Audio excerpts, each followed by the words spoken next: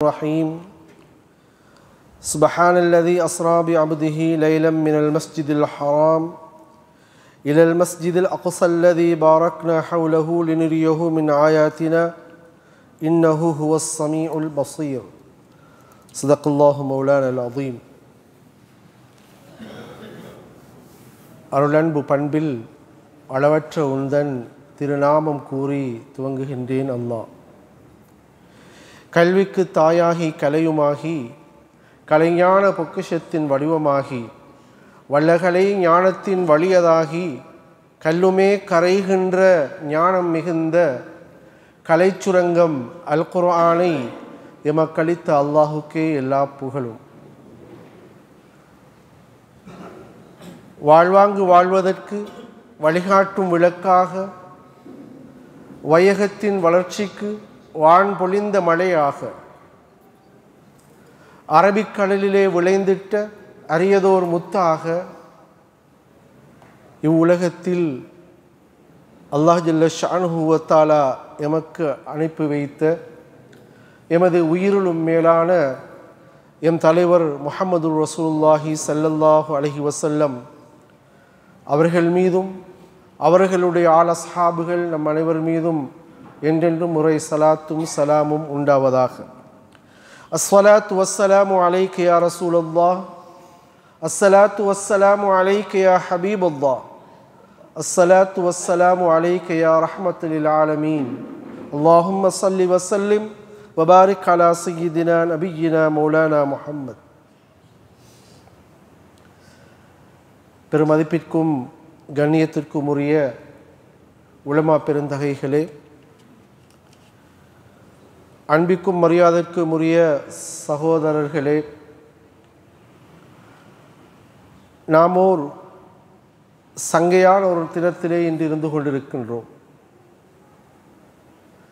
எங்கள் உயிரிலும் மேலான கண்மணி நாயகம் முஹம்மது ஸல்லல்லாஹு அலைஹி வஸல்லம் அன்னவர்களுடைய பிறப்பையொட்டி உலகெல்லாம் ஆனந்த கடலிலே மூழ்கி கொண்டிருக்கின்ற இந்த சந்தர்ப்பத்தில் அந்த சந்தோஷத்தை நாமும் அனுபவிக்கின்ற, அவர்களுடைய புனிதமான அந்த வாழ்க்கையை பற்றி நாம் சிந்திக்கின்ற ஒரு நல்ல சந்தர்ப்பத்திலே இப்பொழுது இருந்து கொண்டிருக்கின்றோம். உண்மையில் இந்த சந்தர்ப்பம் எங்களுடைய ஈமானை உரசி பார்க்கின்ற ஒரு சந்தர்ப்பம். நபிகள் பெருமானார் ஸல்லல்லாஹு அலைஹி வஸல்லம் அவர்கள் சொன்னார்கள், லா யுமினு அஹதுக்கும், அதாவது உங்களில் ஒவ்வொருவரும்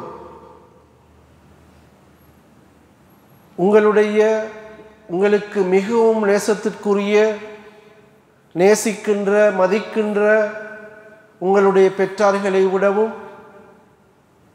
உங்களுடைய பாசத்திற்குரிய உங்களுடைய பிள்ளைகளை விடவும், இன்னும் யாரையெல்லாம் நீங்கள் நேசிப்பீர்களோ அத்தனை நேசத்திற்குரியவர்களை விடவும் என்னை நேசிக்காதவரை, அதாவது நபிகள் நாயகம் ஸல்லல்லாஹு அலைஹி வஸல்லம் அவர்களை நேசிக்காதவரை உங்களுடைய ஈமான் பூரணமாக மாட்டாது, நீங்கள் உண்மையான விசுவாசிகளாக ஆக மாட்டீர்கள் என்று சொன்னார்கள்.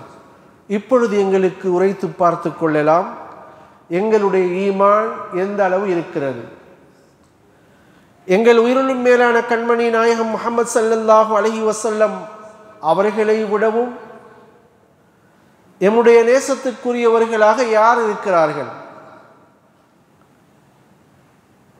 உண்மையில் எங்கள் உயிரிலும் மேலான கண்மணி நாயகம் முஹம்மது ஸல்லல்லாஹு அலைஹி வஸல்லம் அவர்கள்தான் நாங்கள் நேசிக்கின்றவர்களாக, மற்றெல்லா எங்களுடைய உறவுகளை விடவும் அவர்களை நாங்கள் நேசிக்கின்றோமாக இருந்தால் நாங்கள் விசுவாசிகள்.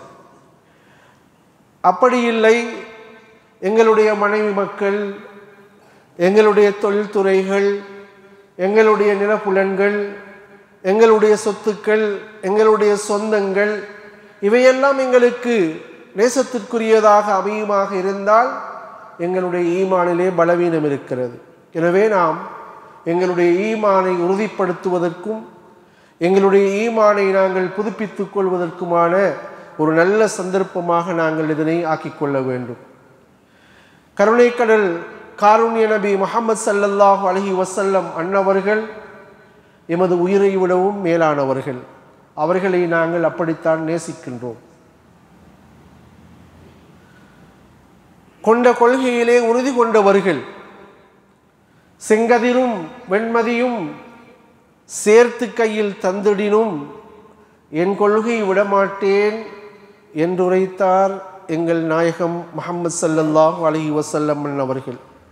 உண்மையில் எங்கள் நபி ஸல்லல்லாஹு அலைஹி வஸல்லம் அவர்களின் நேசமே எங்கள் சுவாசம். எங்கள் நபி ஸல்லல்லாஹு அலைஹி வஸல்லம் அவர்களின் நேசமே எங்கள் சுவாசம். அப்படி எம்முடைய உயிரை விடவும் மேலாக நேசிக்கின்ற அந்த கருணை கடல் காருண்ய நபி முஹம்மது ஸல்லல்லாஹு அலைஹி வஸல்லம் அவர்களுடைய பிறந்த இந்த மாதத்தையொட்டி அக்குரணை ஜமியத்துல் உலமாவினால் தொடர்ந்து நபிகள் நாயகம் ஸல்லல்லாஹு அலைஹி வஸல்லம் அவர்களை பற்றி அறியவும் அவர்கள் மீது அன்பு கொள்வதற்கும் அந்த அன்பின் வெளிப்பாடாக அவர்கள் மீது அதிகம் அதிகம் ஸலவாத்துக்கள் சொல்வதற்கும் அந்த அன்பின் வெளிப்பாடாக அவர்களை பின்பற்றுவதற்கும் அந்த அன்பின் வெளிப்பாடாக அவர்களுடைய அந்த நல்வழியின்பால் மக்களை அழைப்பதற்கும் நாங்கள் கடமைப்பட்டவர்களாக இருந்து கொண்டிருக்கின்றோம். எனவேதான் இந்த நிகழ்ச்சிகள் இவ்வாறு ஏற்பாடு செய்யப்பட்டிருக்கின்றன. எனவே இன்றைய எங்களுடைய அந்த நிகழ்ச்சி தொடரிலே இன்றைய எங்களுடைய தலைப்பு மிஅராஜும் அதன் படிப்பினைகளும். உண்மையில் ஒரு பெரிய தலைப்பு. இதனை 25-30 நிமிடங்களுக்குள் எங்களால் விளக்கிவிட முடியாது. என்றாலும் ஒரு சில விடயங்களை மிஅராஜ் எங்களுக்கு சொல்லித் தருகின்ற எங்களுடைய வாழ்க்கையிலே ஏற்படுத்த நினைக்கின்ற மாற்றங்களை நாங்கள் கருத்தில் கொண்டு எங்களுடைய வாழ்க்கையில் அதனை எடுத்து நடப்பதற்கு நாம் ஒவ்வொருவரும் முயற்சிப்போமாக. அதற்கு வல்லவன் அல்லாஹ் எங்களுக்கு அருள் புரிவானாக. எங்கள் உயிரிலும் மேலான கண்மணி நாயகம் முஹம்மது ஸல்லல்லாஹு அலைஹி வஸல்லம் அன்னவர்களுடைய ஒவ்வொரு அசைவுகளும் ஒவ்வொரு செயற்பாடுகளும் எங்களை நாங்கள் மனித புனிதர்களாக மாற்றிக்கொள்வதற்கான அழகான முன்மாதிரிகள் தான். எங்களுடைய வாழ்க்கைக்கான சிறந்த பாடங்கள். அந்த வகையிலே நபிகள் நாயகம் ஸல்லல்லாஹு அலைஹி வஸல்லம் அவர்களுடைய வாழ்க்கையிலே நடந்தேறிய மிக முக்கியமான ஒரு விடயம்தான் மிஅராஜ் என்று சொல்லக்கூடிய அந்த நிகழ்வு. அதை பற்றி அல்லாஹ் ஜல்ல ஷஅனுஹு வ தஆலா சுப்ஹானல்லதீ அஸ்ரா பிஅப்திஹி லைலன் மினல் மஸ்ஜிதில் ஹராம் இலல் மஸ்ஜிதில் அக்ஸா அல்லதீ பாரக்னா ஹவ்லஹு லினுரியஹு மின் ஆயாத்தினா. இந்த மிஅராஜை பற்றி இஸ்ராவை பற்றி குறிப்பிடுகின்ற அல்லாஹ் ஜல்ல ஷஅனுஹு வ தஆலா நபிகள் பெருமானார் ஸல்லல்லாஹு அலைஹி வஸல்லம் அவருடைய வாழ்க்கையில் இந்த மிஅராஜ் என்று சொல்லக்கூடிய நிகழ்வை எதற்காக அதை ஏற்படுத்தினான் என்ற ஒரு நோக்கத்தை அல்லாஹ் அங்கே சுட்டி காட்டுகின்றான். எங்களுக்கு தெரியும், எங்கள் உயிரிலும் மேலான கண்மணி நாயகம் முஹம்மது ஸல்லல்லாஹு அலைஹி வஸல்லம் அன்னவர்கள் தங்களுடைய ஹிஜ்ரத்துக்கு முற்பட்ட அந்த காலப்பகுதியிலே தங்களுடைய மக்கா வாழ்க்கை காலகட்டத்திலே மஸ்ஜிதுல் ஹராம் என்று சொல்லக்கூடிய கஅபாவுக்கு அழைத்து வரப்படுகின்றார்கள். அங்கிருந்துதான் மஸ்ஜிதுல் அக்ஸா என்று சொல்லக்கூடிய எங்களுடைய முதல் கிப்லாவாக இருந்த பைத்துல் முகத்திஸ் பலஸ்தீன் ஜெருசலத்திலே அமைந்திருக்கின்ற அந்த மஸ்ஜிதுல் அக்ஸாவுக்கு இராவழி பயணமாக இஸ்ரா நடுநிசி பயணமாக அழைத்து செல்லப்படுகின்றார்கள். அவ்வாறு அழைத்து செல்லப்பட்ட நபிகள் பெருமானார் ஸல்லல்லாஹு அலைஹி வஸல்லம் அவர்கள் அங்கிருந்துதான் மிஅராஜ் என்று சொல்லக்கூடிய விண்ணுலக யாத்திரையை மேற்கொள்கின்றார்கள். இந்த மிஅராஜினுடைய நோக்கமாக அல்லாஹ் ஜல்ல ஷானுஹு வ தஆலா அவனுடைய மாபெரும் அத்தாட்சிகளை எல்லாம் இறுதி தூதர் ஹாத்தமுன் நபி முஹம்மது ஸல்லல்லாஹு அலைஹி வஸல்லம் அன்னவர்களுக்கு காட்டுவதை நோக்கமாக கொண்டதை லுனிரியஹு மின் ஆயாத்தினா என்று அல்லாஹ் சுட்டி காட்டுகின்றான். அது மட்டுமல்ல, எங்களுக்கு தெரியும், எங்கள் உயிரிலும் மேலான கண்மணி நாயகம் முஹம்மது ஸல்லல்லாஹு அலைஹி வஸல்லம் அன்னவர்களுடைய இந்த மிஅராஜ் பயணத்தின் பின்னணியாக இன்னும் சில விடயங்களை இஸ்லாமிய அறிஞர்கள் எங்களுக்கு விளக்கு காட்டுகின்றார்கள். அதில் ஒன்றுதான் நபிகள் பெருமானார் ஸல்லல்லாஹு அலைஹி வஸல்லம் அன்னவர்கள் இந்த தீனுல் இஸ்லாத்தை மக்களுக்கு மத்தியிலே எடுத்துச் சொல்லக்கூடிய அந்த காலகட்டத்திலே எங்களுக்கு தெரியும், பெருமானார் ஸல்லல்லாஹு அலைஹி வஸல்லம் அன்னவர்களுக்கு முதல் வகை கிடைத்து நடுங்கியவர்களாக என்னை போர்த்துங்கள் போர்த்துங்கள் என்று தன்னுடைய வீட்டை நோக்கி வருகின்ற வேளையில் அவர்களுக்கு ஆறுதல் கூறி அவர்களுடைய அந்த வகையை உண்மைப்படுத்தி அல்லாஹுடைய தீனை ஏற்றுக்கொண்ட ஹதீஜா ரலியல்லாஹு தஆலா அன்ஹா அவர்கள் முதலாக இஸ்லாத்தை ஏற்றுக்கொண்டது மட்டுமல்ல, ஒரு கணவனுடைய வாழ்க்கையில் ஒரு மனைவியினுடைய செல்வாக்கு எவ்வளவு தூரம் இருக்கும் என்பதற்கான ஒரு சிறந்த உதாரணமாக விளங்கியவர்கள் தான் அன்னை ஹதீஜா ரலியல்லாஹு தஆலா அன்ஹா அவர்கள். அச்சத்தோடு பயத்தோடு வருகின்ற தன்னுடைய கணவனுக்கு தாங்கள் ஆறுதல் கூறியது மட்டுமல்ல, அவரை விட சிறந்த ஒரு கவுன்சிலரிடத்திலே வரக்கா பின் நௌஃபல் என்று சொல்லக்கூடிய அந்த காலத்திலே உளவளத்துறையிலே தேர்ச்சி பெற்றவராக இருந்த ஒருவரிடத்திலே அழைத்து சென்று தன்னுடைய கணவனை இன்னும் ஆறுதல் படுத்துகிறார்கள்.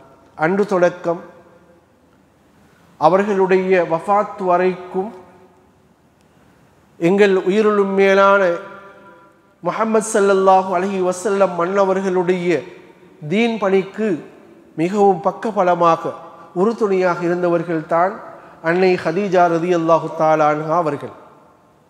அதே போன்றுதான் நபிகள் பெருமானார் ஸல்லல்லாஹு அலைஹி வஸல்லம் மன்னவர்களுடைய தந்தை அப்துல்லாஹுவை அவர்கள் பிறப்பதற்கு முன்னரே இழந்து விடுகிறார்கள். பிறந்து 6 வயதில் தாயை இழக்கிறார்கள். அதன்பின் தன்னுடைய பாட்டனார் அப்துல் முத்தலிப் அவர்களுடைய பராமரிப்பிலே வருகிறார்கள். தொடர்ந்து 8 வயதாகின்ற பொழுது பாட்டனையும் இழந்து விடுகிறார்கள். அதன் பின்னர் நபிகள் பெருமானார் ஸல்லல்லாஹு அலைஹி வஸல்லம் அவர்களுக்கு அந்த சிறு பராயத்திலிருந்து பண்பாடுகளும் பாதுகாப்பும் வழங்கி பக்கபலமாக இருந்து இஸ்லாத்தை அறிமுகப்படுத்தியதற்கு பின்னர் அதனை ஏற்று கலிமாவை மொழியாவிட்டாலும் இஸ்லாத்தின் வளர்ச்சிக்காக நபிகள் பெருமானார் ஸல்லல்லாஹு அலைஹி வஸல்லம் அவருடைய பாதுகாப்பிற்காக பக்கபலமாக இருந்து உற்ற துணையாக இருந்தவர்தான் அபூ தாலிப் அவர்கள், ரசூலுல்லாஹி ஸல்லல்லாஹு அலைஹி வஸல்லம் அவர்களுடைய தந்தையின் சகோதரர். இந்த 2 பேருமே நபிகள் பெருமானார் ஸல்லல்லாஹு அலைஹி வஸல்லம் அவருடைய மனதை கவர்ந்த இந்த இருவருமே உலகை விட்டு பிரிந்து விடுகிறார்கள், வஃபாத்தாகி விடுகிறார்கள். நபிகள் பெருமானார் ஸல்லல்லாஹு அலைஹி வஸல்லம் அவர்களுடைய கவலையை வர்ணிப்பதற்கு வார்த்தைகள் இல்லை, வரலாறுகள் கூறுகின்றன. எங்களுக்கு தெரியும், ஹஸ்ரத் உமர் ரலியல்லாஹு தஆலா அன்ஹு அவர்கள் நபிகள் பெருமானார் ஸல்லல்லாஹு அலைஹி வஸல்லம் மன்னவருடைய இன்னும் ஒரு முக்கிய நிகழ்வான ஹிஜ்ரத்தை அடியொட்டி இஸ்லாமிய ஆண்டை ஹிஜ்ரி ஆண்டை அறிமுகப்படுத்துவதற்கு முன் அந்தந்த வருடங்களிலே நடைபெறுகின்ற விசேட நிகழ்வுகளை வைத்துதான் அந்த வருடங்கள் அழைக்கப்படுவதை நாங்கள் பார்க்கின்றோம். அந்த வகையில் அன்னை ஹதீஜா ரலியல்லாஹு தஆலா அன்ஹா அவர்களும் அபூ தாலிப் அவர்களும் வஃபாத்தாகிய அந்த வருடம் ஆமுல் ஹுஸ்ன், துக்க ஆண்டு என்று வரலாற்றாசிரியர்களால் அழைக்கப்படுகின்ற அளவுக்கு நபி ஸல்லல்லாஹு அலைஹி வஸல்லம் அவர்களை இவர்களுடைய பிரிவு வேதனைக்குள்ளாக்கிய. உண்மையில் அதனை அனுபவித்தவர்களுக்குத்தான் தெரியும். ஒரு மனைவியை இழந்தால் அவர் எத்தனை தூரம் கஷ்டங்களுக்கு முகம் கொடுக்க வேண்டும், கவலைகளுக்கு முகம் கொடுக்க வேண்டும் என்பதை புரிந்து கொள்ள முடியும். எனவேதான் நபிகள் பெருமானார் ஸல்லல்லாஹு அலைஹி வஸல்லம் அவர்கள் நொந்து போயிருக்கின்ற இந்த வேளையில் அவர்களை சந்தோஷப்படுத்துவதும் ஒரு பின்னணியாக அமைந்துவிட்டது. அவர்களை விண்ணுலகத்திற்கு அழைத்து அங்குள்ள அத்தாட்சிகள் எல்லாம் காண்பித்து அவர்களுக்கு ஆறுதல் அளித்து அவர்களுக்கு பரிசனையும் கொடுத்து அனுப்புகின்ற ஒரு நிகழ்வாகவும் இந்த மிஅராஜ் அமைந்திருப்பதை நாங்கள் பார்க்கின்றோம். அது மட்டுமல்ல, எங்களுக்கு தெரியும் அந்த ஆரம்ப காலகட்டங்களிலே மக்காவுடைய வாழ்க்கை கட்டத்திலே நபிகள் பெருமானார் ஸல்லல்லாஹு அலைஹி வஸல்லம் அன்னவர்கள் காபிர்களால் பல்வேறு துன்பங்களுக்கு உட்படுத்தப்பட்டார்கள், சொல்லன்னா துயரங்களுக்கு ஆளாக்கப்பட்டார்கள். அவற்றையெல்லாம் நீங்கள் முன்னைய நிகழ்வுகளிலே கேட்டிருப்பீர்கள்.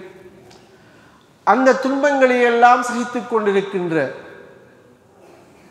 விசேடமாக தாயிஃபினுடைய நிகழ்வு எங்களுக்கு தெரியும். பொன்னான அந்த மேனியிலிருந்து உதிரம் கொட்டுகின்ற அளவுக்கு துன்புறுத்தப்பட்டார்கள். இப்படியான துன்பங்களை எல்லாம் அனுபவித்து சோர்வடைந்திருக்கின்ற ஒரு நிலையில் ரசூலுல்லாஹி ஸல்லல்லாஹு அலைஹி வஸல்லம் அன்னவர்களுக்கு ஆறுதல் அளிப்பதும் இந்த மிஅராஜினுடைய ஒரு பின்னணி என்பதாக அறிஞர்கள் சொல்லுகின்றார்கள். அது மட்டுமல்ல, எங்கள் பெருமானார் ஸல்லல்லாஹு அலைஹி வஸல்லம் அன்னவர்களை சந்தோஷப்படுத்துவது மட்டுமல்ல, ஆறுதல் படுத்துவது மட்டுமல்ல, அவர்களுடைய அந்தஸ்தை உயர்த்துவதும் ஒரு நோக்கமாக இருந்திருக்கிறது. உலகில் எந்த ஒரு நபிக்கும் கிடையாது பெரும் பேராக அல்லாஹ் ஜல்ல ஷஅனுஹு வ தஆலாவோடு அந்த சித்ரத்துல் முந்தஹா என்று சொல்லக்கூடிய அந்த இடத்தை அடைந்து அல்லாஹ்வோடு மிகவும் நெருக்கமாகி அல்லாஹ்வோடு உரையாடுகின்ற ஒரு சந்தர்ப்பத்தை பெற்றுக் கொடுப்பதும் இதனுடைய ஒரு பின்னணியாக இருந்திருப்பதை நாங்கள் பார்க்கின்றோம். எனவே இவ்வாறு இடம்பெற்ற இந்த மிஅராஜ் நிகழ்வானது எங்களுடைய வாழ்க்கைக்கு பல்வேறு படிப்பினைகளை அது தந்து கொண்டிருக்கின்றது. அதிலே மிக முக்கியமான ஒரு படிப்பினை தான், நாங்கள் பெற வேண்டிய முக்கியமான ஒரு படிப்பினை தான், ஹக்கை சொல்வதற்கு தயங்கக்கூடாது. ஹக்கை மறைக்க வேண்டிய அவசியமில்லை. அதனை ஏற்றுக்கொள்வார்கள் அல்லது மறுக்கலாம்.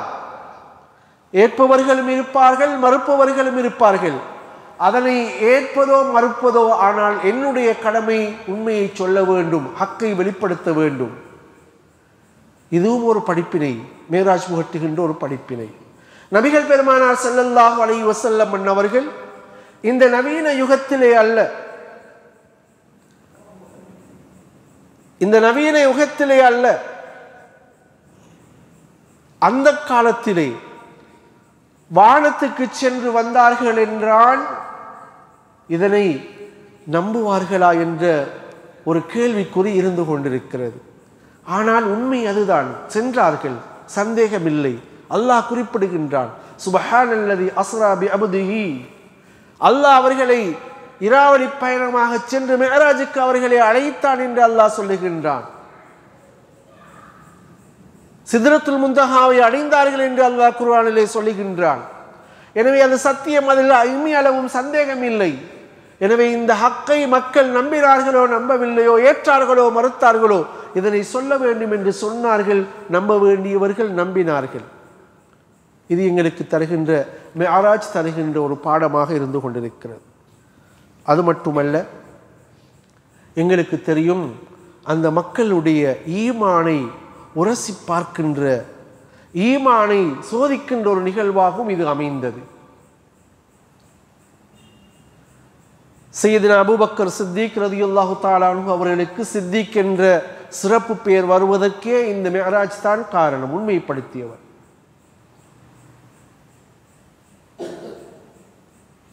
2 கால்களையும் உயர்த்தி மேலே செல்ல முடியாது. ஆனால் முஹம்மது ஸல்லல்லாஹு அலைஹி வஸல்லம் அவர்கள் சென்றார்கள் என்றால் அது உண்மைதான். அதற்கு பின் ஆய்வுக்கு இடமில்லை. அவர்கள் பொய் பேசாதவர்கள் என்பதை உறுதிப்படுத்தினார்கள் அபூபக்கர் சித்திக் ரலியல்லாஹு தஆலா அன்ஹு அவர்கள். அவர்களுடைய ஈமானை மட்டுமல்ல, எம் அனைவருடைய ஈமானையும் உறுதிப்படுத்துவதற்கான ஒரு உன்னதமான ஒரு சந்தர்ப்பம்தான் அல்லது படிப்பினையாக அமைகின்ற ஒரு நிகழ்வுதான் இந்த மிஅராஜுடைய நிகழ்வாக இருந்து கொண்டிருக்கிறது. அது மட்டுமல்ல, ஆதம் அலைஹிஸ்ஸலாம் அவர்கள் முதல் இறுதி நபியாக எங்கள் தலைவர் முஹம்மது ரசூலுல்லாஹி ஸல்லல்லாஹு அலைஹி வஸல்லம் வரை அனைத்து நபிமார்களையும் நாம் விசுவாசிக்க வேண்டும். ஆனால் எங்கள் பெருமானார் ஸல்லல்லாஹு அலைஹி வஸல்லம் அவர்களை இறுதி நபியாக விசுவாசிப்பதுடன் அவர்களை பின்பற்றவும் வேண்டும் என்ற உண்மையையும் இந்த மிஅராஜ் எங்களுக்கு உணர்த்தி கொண்டிருக்கிறது. அங்கே மஸ்ஜிதுல் அக்ஸாவிலே அனைத்து நபிமார்களுக்கும் முஹம்மது ஸல்லல்லாஹு அலைஹி வஸல்லம் அவர்களை சந்திக்கின்ற அந்த சந்தர்ப்பம் கொடுக்கப்பட்டது. அவர்களுக்கு இமாமத் செய்கின்ற சந்தர்ப்பம் அங்கே வழங்கப்பட்ட வரலாறை நாங்கள் படித்துக் கொண்டிருக்கின்றோம். அது மட்டுமல்ல, மிஅராஜ் செல்லுகின்ற சந்தர்ப்பத்தில் நபிகள் பெருமானார் ஸல்லல்லாஹு அலைஹி வஸல்லம் அவர்கள் ஒவ்வொரு வாரங்களிலும் 7 வாரங்களிலும் 7 நபிமார்களையும் சந்தித்த விடயத்தையும் இஸ்லாம் எங்களுக்கு சொல்லி காட்டிக் கொண்டிருக்கிறது.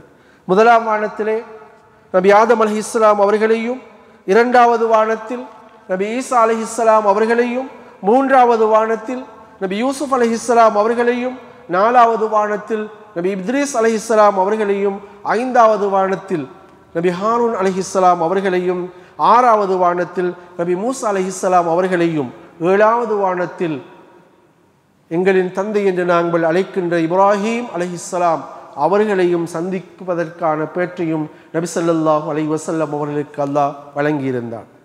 எனவே இதன் மூலம் முஹம்மது ஸல்லல்லாஹு அலைஹி வஸல்லம் அவர்களுக்கு முன்வந்த நபிமார்களை நாங்கள் விசுவாசிக்க வேண்டும். அவர்களை விசுவாசிப்பதோடு உறுதியாக நாம் நம்ப வேண்டும், எங்கள் தலைவர் முஹம்மது ரசூலுல்லாஹி ஸல்லல்லாஹு அலைஹி வஸல்லம் அவர்கள் தான் இறுதியான நபி. அவர்களுக்கு பின் எந்த நபியுமே வரமாட்டார்கள், அவர்களுக்கு பின் எந்த நபியுமே வரமாட்டார்கள் என்பதை அசைக்க முடியாத ஒரு ஈமானாக நாங்கள் எங்களுடைய உள்ளங்களிலே பதித்துக் கொள்ள வேண்டும். எங்களுக்கு தெரியும், நபிகள் நாயகம் ஸல்லல்லாஹு அலைஹி வஸல்லம் அவர்களுடைய அந்த காலம் தொடக்கம் இன்று வரைக்கும், இன்றும் கூட எமது நாட்டிலும் கூட நானும் நபி என்று வாதாடக்கூடியவர்கள் உருவாகி முஸ்லீம்களுடைய ஈமானையும் பலவீனப்படுத்துகின்ற கொள்கையை உடையவர்களை கூட நாங்கள் அவதானிக்கின்றோம். எனவே எங்களுடைய ஈமானை உறுதிப்படுத்திக் கொள்வதற்கு நபிகள் பெருமானார் ஸல்லல்லாஹு அலைஹி வஸல்லம் அவர்களுக்கு பின் எந்த நபியுமே வரமாட்டார்கள் என்பதை உறுதிப்படுத்துகின்ற ஒரு நிகழ்வாகவும் இந்த நிகழ்வை நாங்கள் எடுத்துக்கொள்ள முடியும். அன்பானவர்களே, இந்த நிகழ்வு எங்களுக்கு தருகின்ற ஒரு பெரிய பாடம்தான். உங்களிடத்திலே கேட்டால் நீங்கள் சொல்லுவீர்கள், மிஅராஜ் என்றதும் எங்களுக்கு ஞாபகம் வருகின்ற ஒரு விடயம் சொல்ல முடியும், தொழுகை. மிஅராஜ் என்றால் எங்களுக்கு ஞாபகம் வருவது தொழுகைதான்.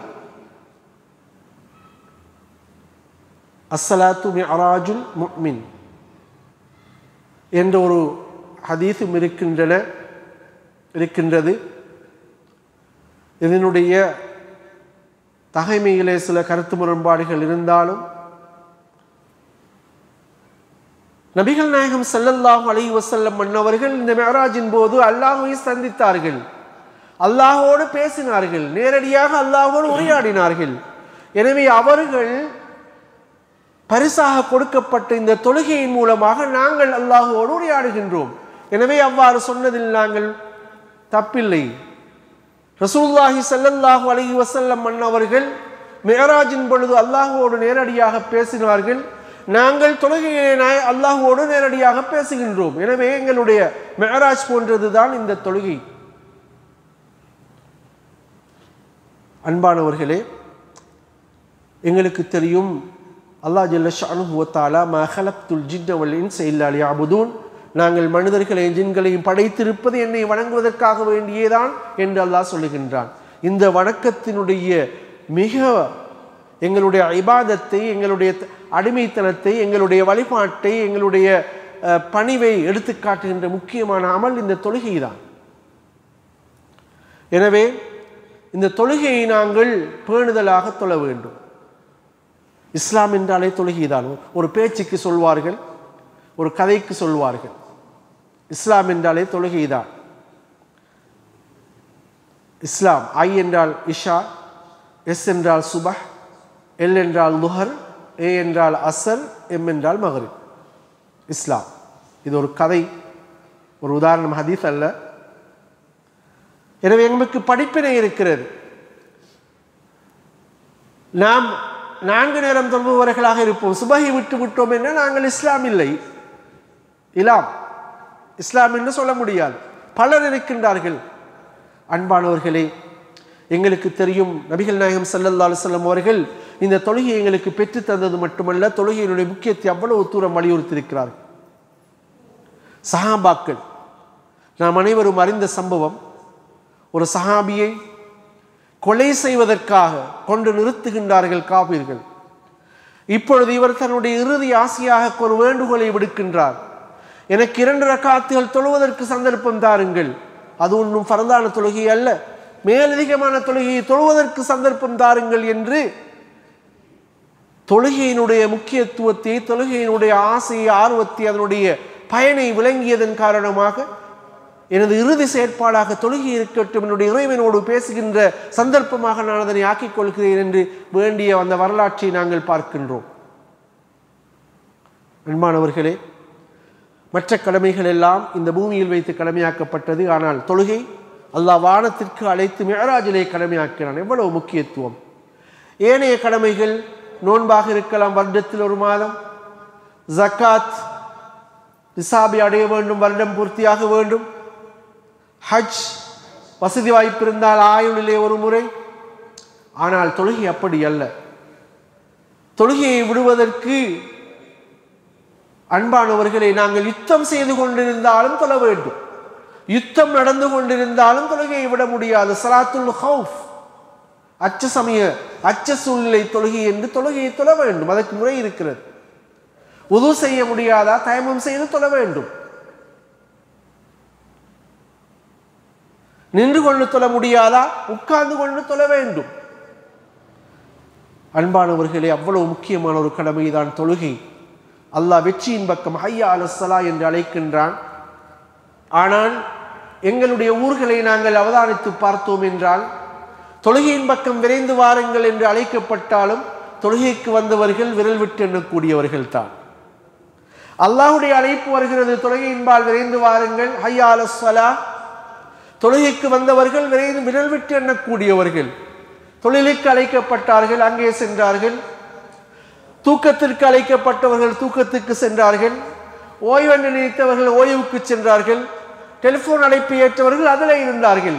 தொழுகை அழைப்பு ஏற்றவர்கள் எம்மில் எத்தனை பேர்? சிந்தித்து பாருங்கள். அவ்வளவு முக்கியமான ஒரு கடமை தொழுகை. தொழுகை இல்லாதவனுக்கு இஸ்லாத்தில் பங்கில்லை. தொழுகை இஸ்லாத்தினுடைய தூண்.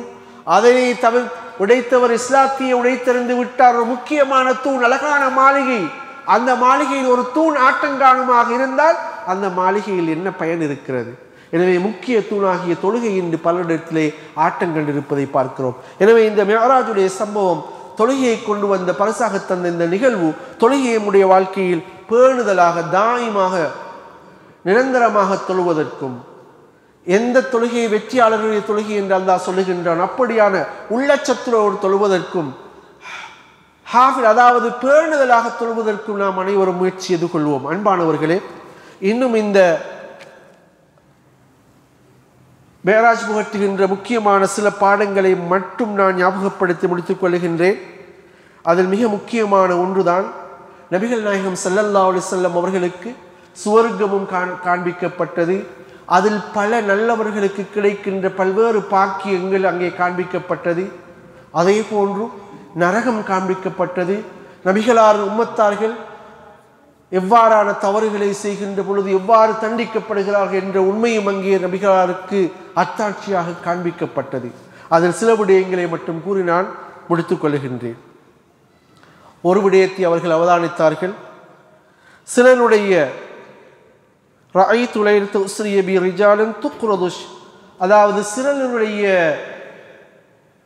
உதடுகள் நெருப்பாலான கத்தரிக்கோள்களால் கத்தரிக்கப்பட்டு கொண்டிருக்கின்றன. இதற்கு காரணம் கேட்ட பொழுது கூட சென்ற ஜிப்ரீல் அலைஹிஸ்ஸலாம் அவர்கள் காரணம் சொன்னார்கள், இவர்கள் உம்மத்தின் பிரச்சாரிகள், அவர்கள் நற்காரியங்களை மக்களுக்கு போதிக்கின்றனர், ஆனால் தாங்களோ அதை செய்வதில்லை. இப்படியானவர்களுடைய உதடுகள் தான் நெருப்பு கத்தரிகளால் கத்தரிக்கப்பட்டு கொண்டிருந்தன.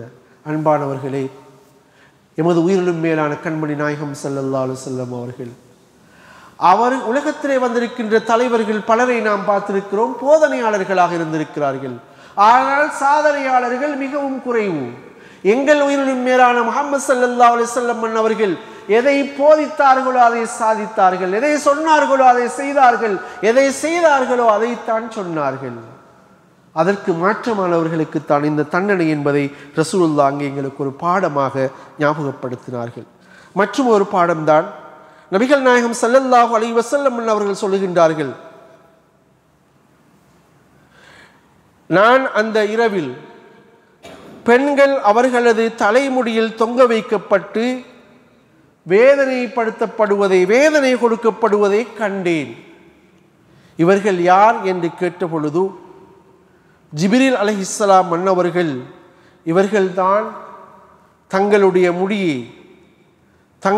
முடியை லா யஸ்துர்ன ஷுஊரஹுன்ன அனிர் ரிஜால், தங்களுடைய முடிகளை ஆண்களுக்கு காண்பித்தவர்கள், முடிகளை மறைக்காதவர்கள், இவர்களுக்குத்தான் இவ்வாறு நரகிலே கடுமையான வேதனை அளிக்கப்பட்டு கொண்டிருந்தது என்பதாக நபிகள் நாயகம் ஸல்லல்லாஹு அலைஹி வஸல்லம் அவர்கள் கூறினார்கள். இன்று சர்வசாதாரணமாக தலைகளை திறந்திருக்கின்றவர்கள் அல்லது மறைத்தும் மறைக்காதவர்கள் எத்தனை பேர் மத்தியிலே வாழ்ந்து கொண்டிருக்கிறார்கள். எனவே எங்களுடைய அந்த பெண்களுடைய ஆடை விடயத்தில் நபிகள் நாயகம் ஸல்லல்லாஹு அலைஹி வஸல்லம் அவர்கள் போதித்த இந்த போதனைகளுக்கு நல்ல பாடமாக இருந்து கொள்ளட்டும். அதே போன்றுதான் நபிகள் நாயகம் ஸல்லல்லாஹு அலைஹி வஸல்லம் அவர்கள் சொன்னார்கள், நான் இரவில் சில மனிதர்கள் தங்கள் தலைகளை கல்லால் நொறுக்கிக் கொள்கின்றார்கள், அல்லது அவருடைய தலைகள் கல்லால் நொறுக்கப்படுகின்றன. இந்த காட்சியை பார்த்தேன். அவ்வாறு நொறுக்கப்பட்டு சிதைத்து சின்னாபின்னமாக்கப்பட்டதற்கு பின் மீண்டும் அந்த தலை புதிய உருவம் எடுக்கின்றது. இப்பொழுது இவர்கள் யார் என்று நான் கேட்டேன். அதற்கு ரசூலுல்லாஹி ஸல்லல்லாஹு அலைஹி வஸல்லம் அவர்கள் கூறிய பதில், இவர்கள்தான் தொழுகையை புறக்கணித்தவர்கள், இவர்கள்தான் தொழுகையை புறக்கணித்தவர்கள். அல்லாஹ் ஜல்ல ஷஅனுஹு வ தஆலா எங்கள் அனைவரையும் மன்னிக்க வேண்டும். அன்பானவர்களே, எங்கள் உயிருள் மேலான கருணையின் கடல் கண்மணி நாயகம் முஹம்மது ஸல்லல்லாஹு அலைஹி வஸல்லம் அவர்கள் இந்த ஃபர்தான தொழுகைகளை அல்ல, நஃபிலான தொழுகைகளை இரவெல்லாம் நின்று வணங்குவார்கள். எந்த அளவில் நின்று வணங்குவார்கள் என்றால், எந்த அளவு இந்த தொழுகைக்கு முக்கியத்துவம் கொடுத்தார்கள் என்றால், தங்களுடைய கால்கள் வீங்கும் வரைக்கும் வணங்குவார்கள். நீங்கள் தான் முன்பின் பாவங்கள் எல்லாம் மன்னிக்கப்பட்டவராயிற்று, ஏன் இவ்வாறு கஷ்டப்படுகிறீர்கள் என்று கேட்டால், நான் அபுதன் ஷக்கூரா, நான் ஒரு நன்றி உள்ள அடியானாக இருக்கக்கூடாதா, அல்லாஹ்வுக்கு நன்றி உள்ளவனாக நான் இருக்கக்கூடாதா, அதற்காகத்தான் இப்படி தொழுகிறேன் என்று சொல்வார்கள். ஆனால் எம்மவர்களில் எத்தனை பேர் இந்த தொழுகை ஃபர்தான தொழுகையை புறக்கணிக்கின்றோம். எனவே அவர்களுக்குத்தான் அவர்களுடைய தலைகள் எல்லாம் நொறுங்கும் அளவுக்கு அடிக்கப்பட்டு, மீண்டும் அவை புதிக்கப்பட்டு, மீண்டும் அவை அடிக்கப்பட்டு, இப்படியே வேதனைகள் கொடுக்கப்படுகின்றன என்ற அந்த உண்மையை ரசூலுல்லாஹி ஸல்லல்லாஹு அலைஹி வஸல்லம் அவர்கள் எங்களுக்கு எடுத்துச் சொன்னார்கள். மீண்டும் ஒரு சந்தர்ப்பத்தை சொன்னார்கள், நான் நரகத்தில் வட்டி உண்பவரை பார்த்தேன், அவர் பைத்தியக்காரன் போல் விழுந்து கிடந்து கொண்டு அவதிப்படுவதை உளறுவதை நான் அவதானித்தேன். இவர்கள் வட்டி எடுத்தவர்கள் என்றார்கள் ரசூலுல்லாஹி ஸல்லல்லாஹு அலைஹி வஸல்லம் அவர்களுக்கு அங்கே விளக்கம் கூறப்பட்டிருக்கின்றது. எனவே அன்பானவர்களே, ரசூலுல்லாஹி ஸல்லல்லாஹு அலைஹி வஸல்லம் அவர்களுக்கு இப்படியான பல்வேறு காட்சிகள் அங்கே காண்பிக்கப்பட்டன. இன்னும் ஓர் விடயத்தை மட்டும் சொல்லி முடித்துக் கொள்கின்றேன். ஒரு காட்சியை பார்க்கிறார்கள் ரசூலுல்லாஹி ஸல்லல்லாஹு அலைஹி வஸல்லம் அவர்கள். அதாவது ஒரு சிறிய துவாரத்திலிருந்து ஒரு சிறிய விலங்கு வெளியே வருகிறது. வெளியே வந்த விலங்கு அப்படியே பருத்து விடுகின்றது.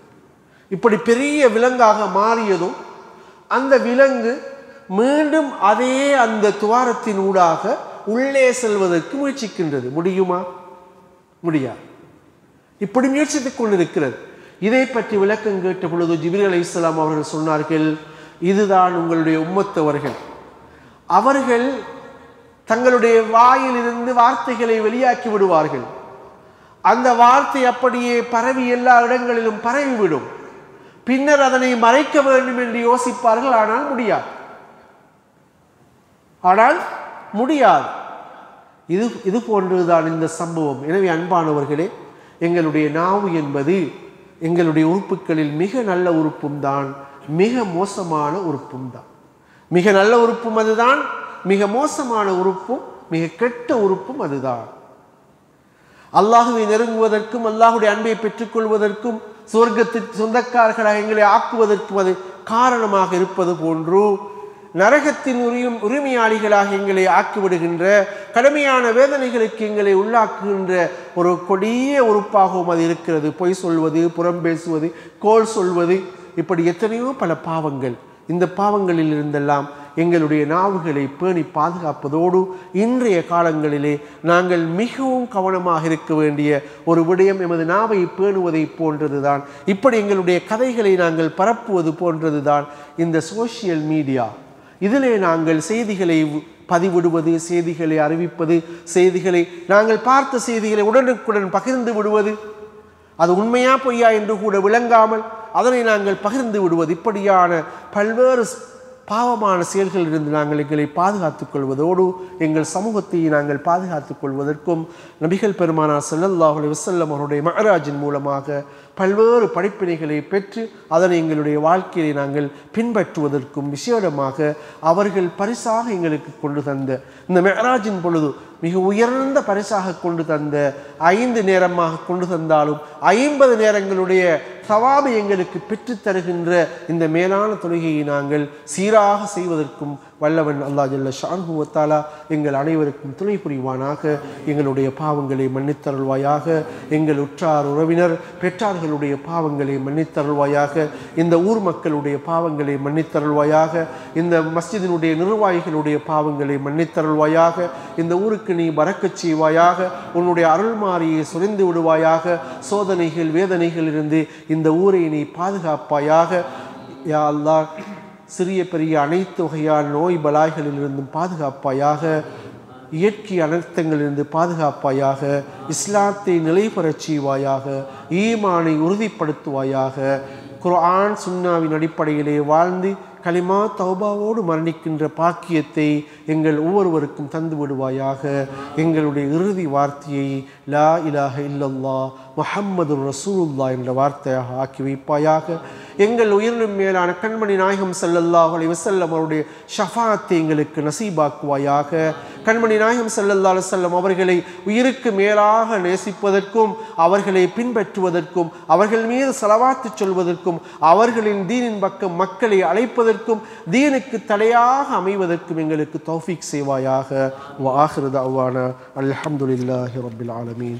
வஸ்ஸலாமு அலைக்கும் வரஹ்மத்துல்லாஹி வபரகாத்துஹு.